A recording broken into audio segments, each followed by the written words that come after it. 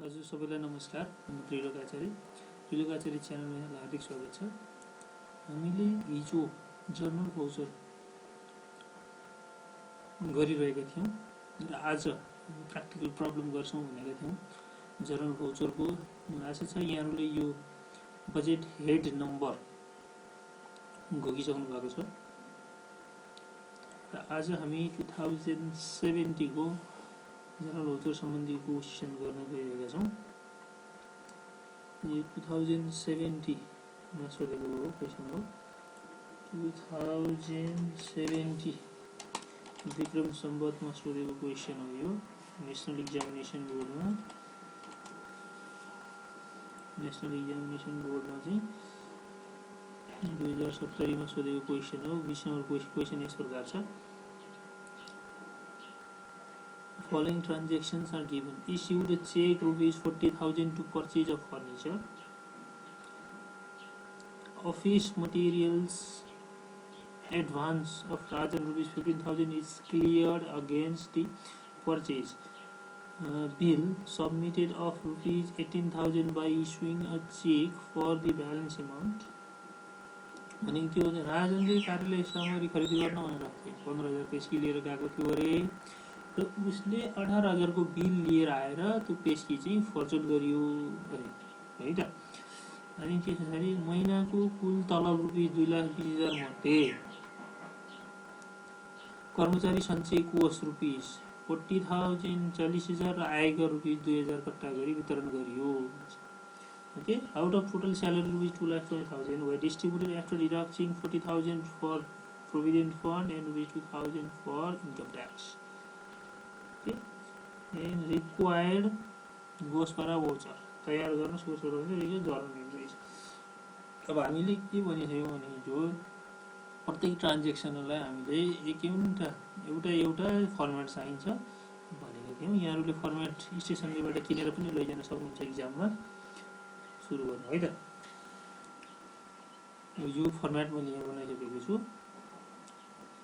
यो फर्मेटमा नेपाल गभर्नमेन्ट कुन अफिस भनेको छ यहाँ हामीले अफिस दिएको छैन है त। यहाँ अफिसको नाम दिएको छैन। दिएको भए चाहिँ हामीले यहाँ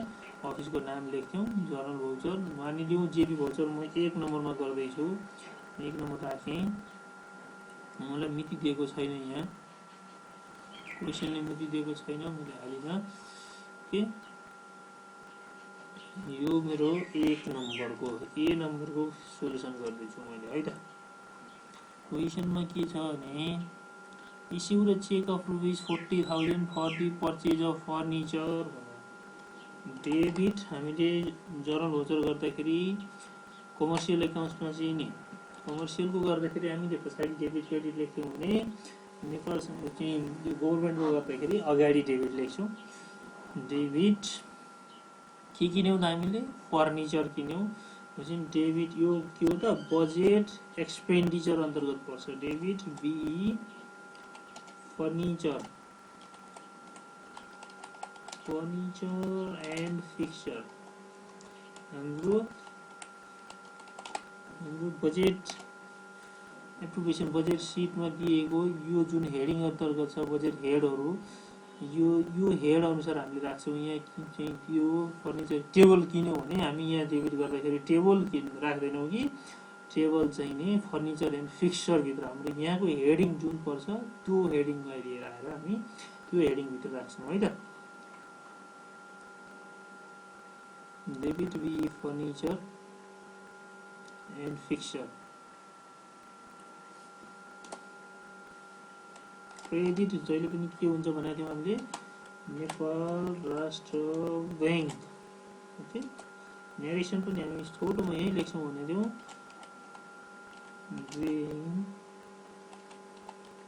amount paid for the purchase of furniture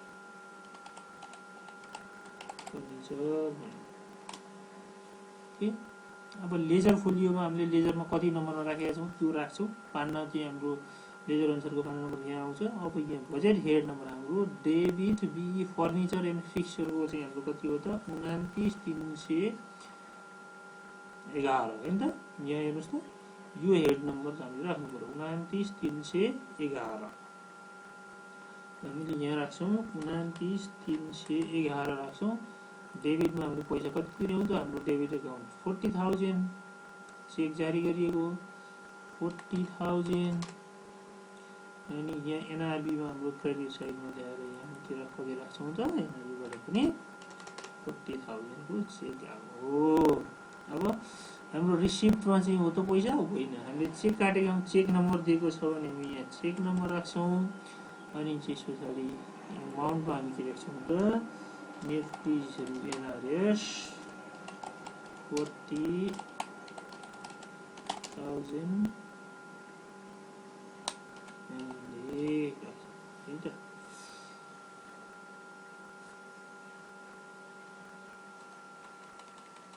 40,000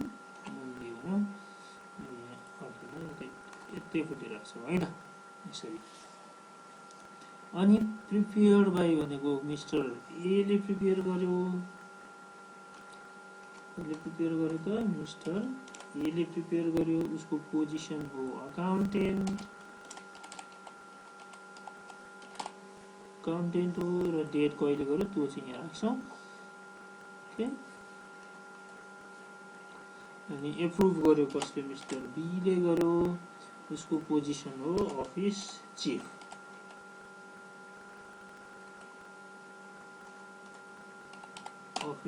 हो र उसले कहिले स्वीकृत गर्यो त्यसको डेट यहाँ राख्छ यसरी हामी जर्नल एन्ट्री जर्नल भाउचर बनाउँछौँ है त नेक्स्टमा छ यो फर्मेटमा सबैले यसै गरी चाहिँ एक-एकवटा फर्मेटमा गर्नुपर्छ हुन्छ यहाँले ख्याल गर्नु होला म चाहिँ अहिले सिधै गर्छु है त अब दोस्रो क्वेसनमा office materials advance of Rajan rupees 15,000 is cleared against the purchase being submitted. उसले के गर्यो अफिस मटेरियल किन्नलाई चाहिँ एडभान्स लिएर गएको थियो रे त्यस पछाडि के गर्यो त उसले अफिस मटेरियल लिएर गयो किन्नको लागि एडभान्स लिएर गएको 15,000 लिएर गएको तर खर्च कति लाग्यो 18,000 को लाग्यो अनि के गर्यो त 15,000 भन्दा माथिकोलाई चाहिँ चेकले पैसा दिएर सेटलमेन्ट गरियो भनेर भन्छ है त जर्नलमा हामी कसरी गर्छौँ त अब यहाँ यो फर्मेटमै गर्नुपर्छ यहाँले फर्मेटमै गर्नु होला मैले एउटा फर्मेटमा कसरी गर्ने भनेर देखाइदिएँ यहाँलाई नेक्स्ट चाहिँ हाम्रो बीमा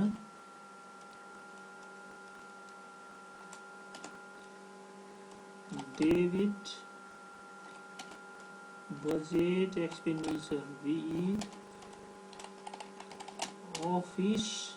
मटेरियल्स अफिस गर्नु के को लागि लग्यो उसले office materials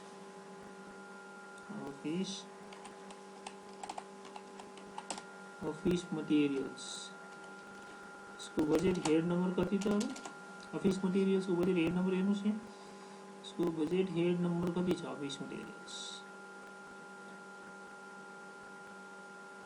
office expenses okay do we have office material here office expenses office materials भन्ने हेडिङ पनि हुन सक्छ होला तपाईहरु चाहिँ बजेट सिटमा खोज्नुस् छैन भने कहाँ पर्छ त उसको लागि अफिस मटेरियल्स भनेको हाम्रो अफिस खर्चको लागि लिएर आएको हो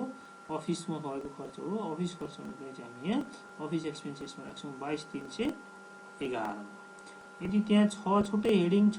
र हेडिङ नम्बर छ भने त्यो राख्छौँ होइन भने हामी के गर्छौँ 22,311 अफिस मटेरियल्स अफिस एक्सपेन्सेसमा राख्छौँ है त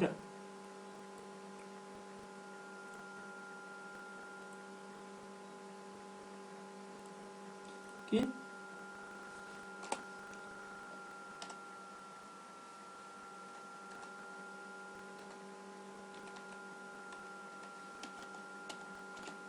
क्रेडिट यहाँबाट गयो त कसले दिएको भन्ने छ उसको एडभान्स त हामीले क्लियर गर्नु पर्यो एडभान्स क्लियर गर्नु पर्यो कि परेन उसलाई क्रेडिट गर्नु पर्यो मिस्टर राजन उसले त पहिले पैसा लिएर गइसकेको थियो मिस्टर राजन अकाउन्ट ओके एकाउन्टमा गरौँ न राजन मात्रै गरौँ उसको हेडिङ छैन अफिस मटेरियल्समा कति रुपियाँ गयो त डेबिटमा पैसा हो हाम्रो 18,000 को लग्या त उसले कति हो मिस्टर राजनले पैसा लग्या थियो 15,000 कति पुगेन त अब नपुगेको कहाँबाट जानु पर्यो त ब्याङ्कबाट जानु पर्यो credit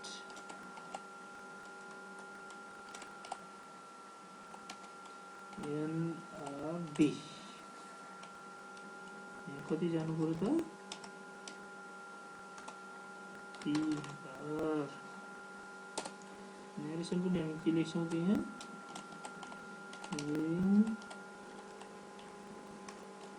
advance cleared by Rajan for office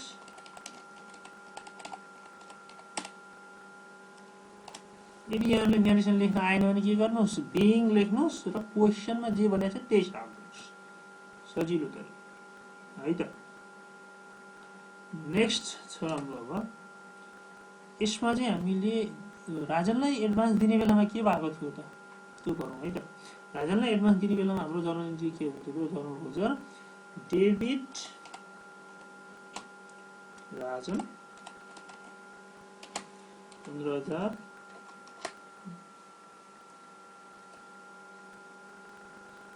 credit NRB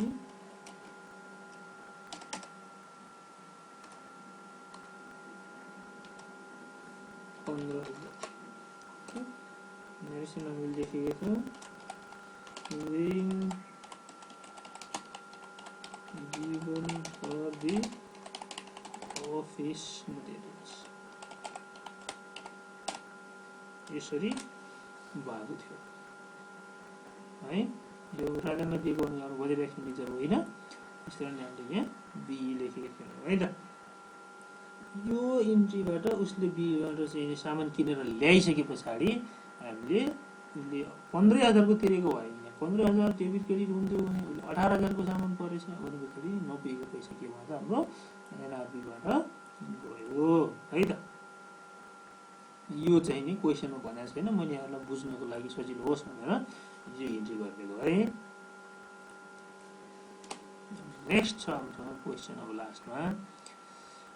out of total salary rupees 2,20,000 were distributed after deducting rupees 40,000 for provident fund and rupees 2,000 for income tax है त अब यो जर्नलमा के गर्छौं त जेबी गर्दाखेरि डेबिट बीई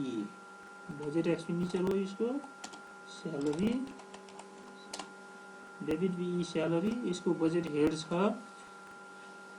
कति छ त हेर्नुस् माथि बजेट हेड यहाँले हेर्न सक्नुहुन्छ 21,111 डेबिट बीई स्यालेरी ओके यहाँ आउनुभयो 21,111 मा तपाईको कति भनेछ 2,20,000 ओके 2,20,000 रुपैयाँ हैन क्वेशनमा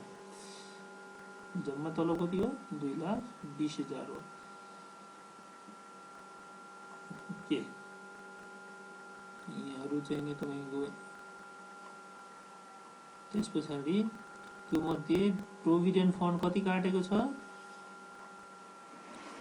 क्रेडिट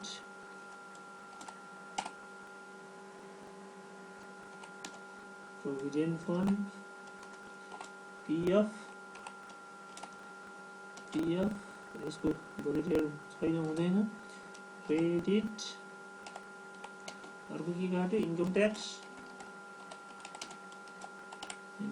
काट्यो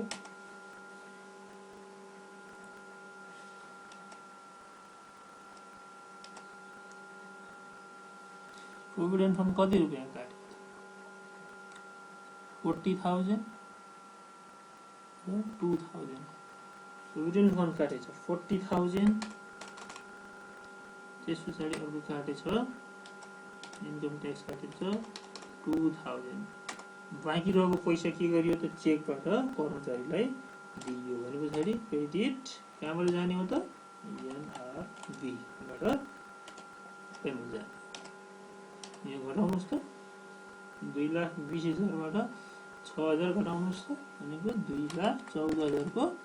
चेक गएको रहेछ है त being salary paid after deducting PF and income tax है त तर यो प्रोभिडेन्ट फन्ड र इन्कम ट्याक्स त के गर्नु पर्यो त हामीले रेस्पेक्टिभ अफिसमा पठाइदिनु पर्ने हुन्छ त्यसकारणले गर्दा यो इन्ट्रीले मात्र आउँदैन हेर्नुस् है क्वेशनमा यहाँ क्वेशनमा तपाईलाई मार्किङ पनि त्यही अनुसार राखेको छ 1 + 2 + 2 गरेको छ बुझ्नुभयो त्यसले गर्दा यो एउटा इन्ट्री मात्रै गरेर यहाँ पुग्ने छैन तपाईलाई यसमा चाहिँ एडभान्स सेटल गर्ने बेलामा फेरि राष्ट्र बैंक थप्दैन भनेर राखेको थियो भने यहाँ चाहिँ तपाईले के गर्नु पर्यो त अब यो प्रोभिडेन्ट फन्डलाई र इन्कम ट्याक्सलाई के गर्ने रेस्पेक्टिभ अफिसमा पठाइदिनु पर्ने हुन्छ त्यो गर्नको लागि के गर्नु पर्छ तपाईले डेबिट प्रोभिडेन्ट पीएफ पठाइदिनु भयो 40,000 औ 40,000 काटेको यहाँ मिल्दैन हो 42,000 घटाउनु पर्छ तपाईँको 2,20,000 बाट 42,000 घटाउनुस्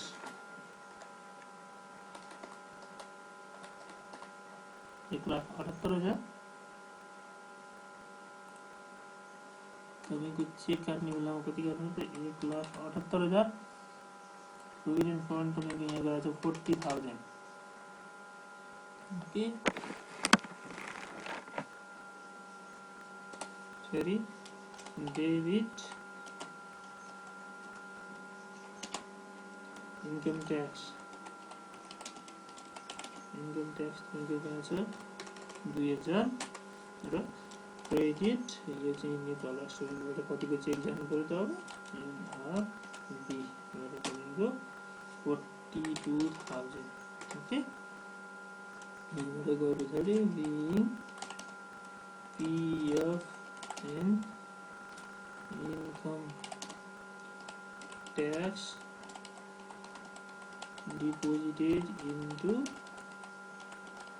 concern office है त ल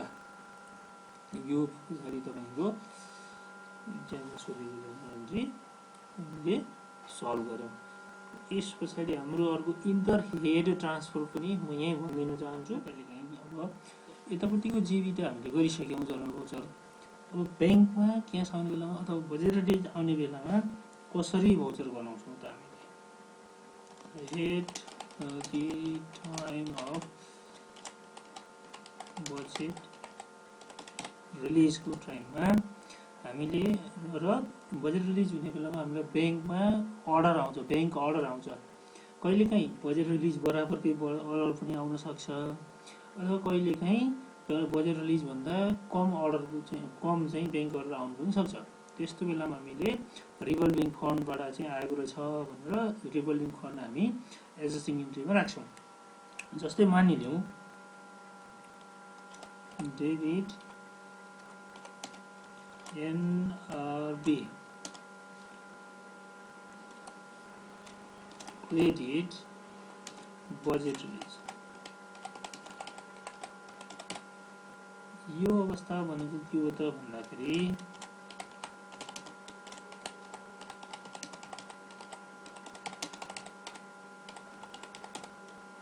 यो बेला भनेको जतिको हामीले बजेट रिलिज भयो त्यति नै बराबरको रकम चाहिँ हामीले राष्ट्र बैंकमा पैसा पायौं भने चाहिँ हामीले चाहिँ यसरी गर्छौं है त डेबिट नेपाल राष्ट्र बैंक क्रेडिट बजेट रिलिज गर्छौं अथवा कहिलेकाहीँ के हुन्छ त हामीलाई भने बैंक अर्डरमा चाहिँ पैसा बजेट रिलिज चाहिँ अर्डर बैंक अर्डर चाहिँ बजेट रिलिज भन्दा कम आउन सक्छ त्यस्तो बेलामा हामी के गर्छौं त debit NRB debit revolving fund credit bank order भन्दा बजेट रिलिज भन्दा बैंक अर्डर कम आएको अवस्थामा चाहिँ हामी के गर्छौं त यसमा यसरी एन्ट्री गर्छौं बजेट रिलिज। यो बेलामा चाहिँ हाम्रो बजेट रिलिज भन्दा बैंक अर्डर चाहिँ कम आएको हुन्छ। तर कहिलेकाहीँ के हुन सक्छ फेरि हामीलाई बैंक अर्डर चाहिँ नि बढी आउन सक्छ, बजेट रिलिज भन्दा पनि बढी आउन सक्छ। त्यस्तो बेलामा हामी के गर्छौं त फेरि रिभल्भिङ फन्डलाई क्रेडिट गर्छौं। यसरी चाहिँ हामीले जर्नल भाउचर गभर्नमेन्ट एकाउन्टिङको जर्नल भाउचर सक्यौं। यहाँहरुको जय होस्। हस् त च्यानल सब्स्क्राइब गर्न नबिर्सनु होला। यस्तै भिडियोहरु प्राप्त गर्नलाई साथीहरुलाई पनि खबर गरिदिनु होला। हस् त धन्यवाद।